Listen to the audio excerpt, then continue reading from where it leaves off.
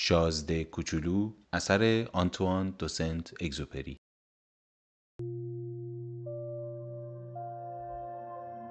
فصل 20. بعد از مدت‌ها راه رفتن روی شنهای بیابان، روی سنگ‌ها و برف‌ها، سرانجام شازده کوچولو به جاده‌ای رسید و همه جاده‌ها به آدم‌ها میرسند. شازده کوچولو گفت: سلام. او کنار یک باغ پر از گل سرخ ایستاده بود.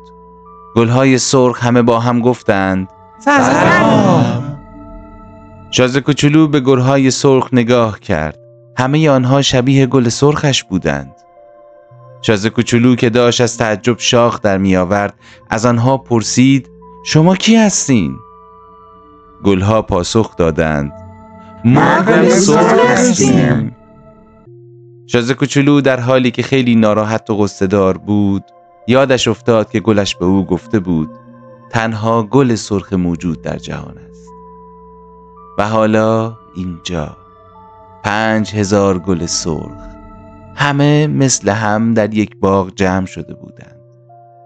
با خودش فکر کرد: اگر گل سرخ من اینجا بود حتما خیلی ناراحت می شد و برای اینکه حواس منو پرت کنه حتما شروع می کرد به سرفه کردن و وانمود می کرد که داره می میره.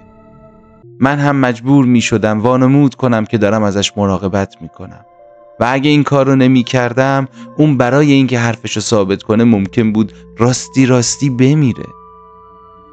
شازده کوچولو با خودش گفت: فکر می کردم خیلی ثروتمندم، چون گلی داشتم که در همه دنیا فقط یه دونه از اون پیدا می شد، در حالی که اون فقط یه گل سرخ معمولیه. یه گل سرخ معمولی با 3 تا آتش فشان که ارتفاعشون تا زیر زانوهام هستن و یکیشون شاید تا ابد خاموش بمونه. با اینا نمیشه یه شازده کوچولوی واقعی شد.